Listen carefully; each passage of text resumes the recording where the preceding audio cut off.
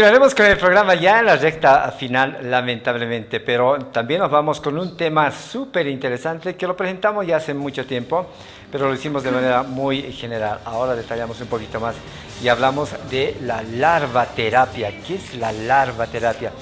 Y está con nosotros nuevamente la licenciada Adriana Pisa, quien gentilmente nos acompaña nuevamente. Adriana, bienvenida nuevamente.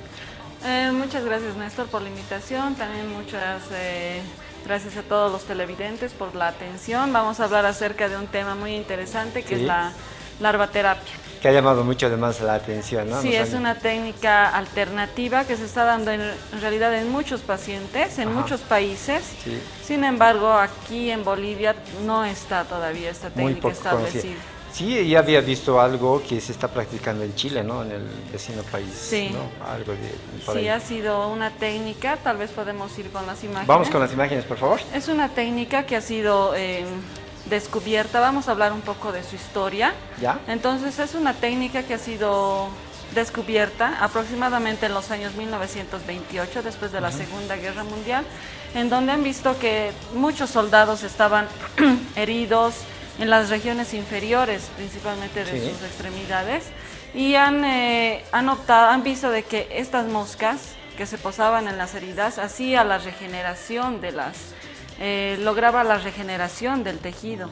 Entonces ahí han ido investigando más los doctores de esa época y han visto de que las moscas de una especie de tipo de moscas, como podemos ver en la parte superior, es cualquier mosca, no es cualquier mosca, es una mosca que se llama Lucilia sericata. Entonces podía hacer regenerar el tejido de los pacientes en corto tiempo. Entonces ha sido esto utilizado y más ampliado por el Reino Unido, y en otros países se ha ampliado mucho más. Y ha sido esta técnica aceptada aproximadamente a partir de los 1990, en donde, debido a otras técnicas ya con antibióticos, ha sido descartada, y también por la falta de aceptación de los pacientes, ya que muchos pacientes no aceptaban ponerse larvas en los pies, ¿no? Entonces les daba miedo y qué podían lograr. Entonces la cuestión es de que han hecho varios estudios y han visto de que han establecido esta técnica ya en uso en clínicas ya en diferentes países, donde en la actualidad ya como más de 10.000 personas ya están utilizando esta técnica. Entonces acá podemos ver el ciclo de vida de la mosca, de esta especie Lucilia sericata, en donde primero la mosca adulta deposita los huevos.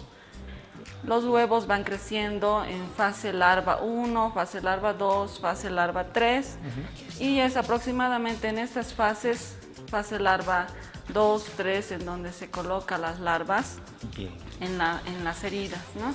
Y luego pasa pupa y ahí nuevamente a la mosca adulta. El otro ciclo, ¿no? Entonces sí, en estas fases 2 y 3 de la mosca, si están en un ambiente criadas en un ambiente estéril puro, se coloca a las moscas en esta fase y luego se las quita de las heridas también, antes de que se conviertan en pupa, ¿no?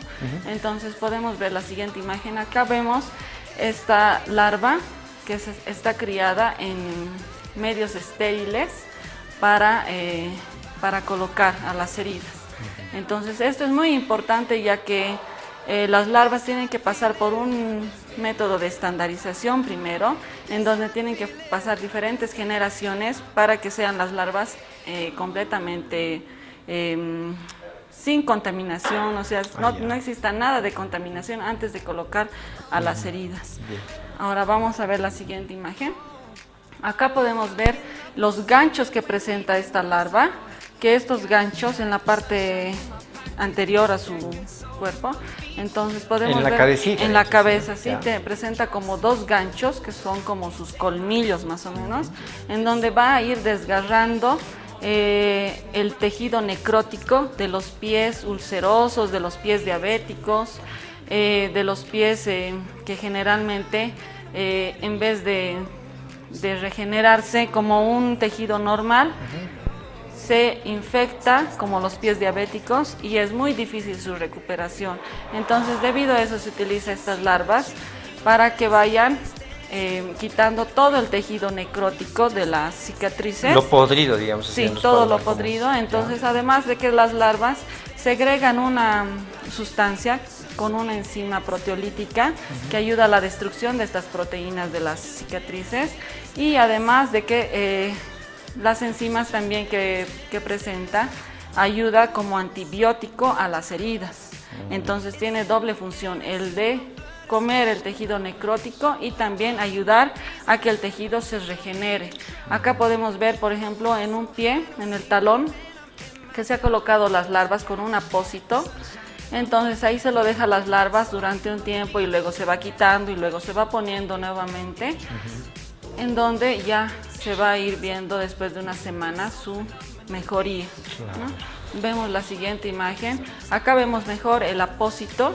Entonces este apósito tiene que ser también con ventilación, en donde las larvas, cuando son depositadas en la herida, se cubren con una gasa, y luego esta gasa tiene que tener aireación, porque si no tiene aireación, entonces las larvas se van muriendo, ¿no? Entonces estos apósitos que se colocan en la herida no van a estar permanentemente ahí, sino se van a ir quitando, viendo también el estado de la fase de la larva, ¿no? Porque la larva también tiene que estar en una fase, como hemos visto en su ciclo vital, que no puede pasar ya a otra fase, que es la pupa. Acá podemos ver la herida antes y después de colocar las larvas. Por ejemplo, en antes, cómo estaba y se ha ido poniendo después de unas semanas, cómo ya ha ido mejorando el pie con esta herida. La siguiente imagen también podemos ver cómo estaba el pie antes, y con las larvas que se ha colocado han ido regenerando y se ha ido regenerando la piel. Entonces esta técnica es muy útil e inclusive es muchísimo mejor que algunas, que es una técnica natural, solamente que en Bolivia no existe, todavía aún no existe, pero sería muy interesante que se pueda implementar esta técnica. En muchos países ya está bien establecida esta técnica. Acá podemos ver nuevamente otro caso de un talón donde se está colocando las larvas. Y esto, Adriana, bueno, veíamos ahí, por ejemplo, esas fotos un poco desagradables, ¿no? ¿Se dan en áreas tropicales, básicamente, o también se pueden presentar en climas fríos, como La Paz, digamos? ¿Las larvas? Sí, este tipo de heridas y, por supuesto, el trabajar con larvas. Bueno, este tipo de heridas existe en cualquier lugar. Por ejemplo, este tipo de heridas es a causa de diabetes, cuando se hacen una herida. Entonces la diabetes existe en todos lugares, altiplano, en climas cálidos, entonces se hacen la herida, pies ulcerosos, entonces existen todo tipo de ambiente. Ahora la mosca sí existe solamente en un determinado ambiente, ¿no? Acá en Bolivia tengo entendido de que existe este tipo de género, porque la especie no tengo entendido que se encuentra acá, pero es una especie que se llama Lucilia sericata, que se utiliza en otros países, pero el género tengo entendido que existe en Cochabamba. Entonces las condiciones deben ser como de un clima templado, ¿no? Entonces no es por si acaso, para que queden en todo claro, de que por si acaso la mosca no es cualquier tipo de mosca, ¿no? No es la que encontramos en nuestras casas por ahí, piensen, ¿no? Y se coloquen cualquier tipo de mosca, la críen y se pongan, se van a causar daño. Ahí, por ejemplo, podemos ver, Adriana, seguramente estos son de esa especie, ¿no? Sí, ¿Se las cría estas? Existen diferentes tipos de especies, entonces hay que determinar primero, antes de hacer esta técnica, determinar bien el tipo de especie. Porque si otro tipo de especie uno se coloca, entonces puede causarse más bien, en vez de algo benéfico, un daño a la salud. Entonces, este tipo de especie es, como pueden ver, una mosca verde. Verde, ¿no? Sí.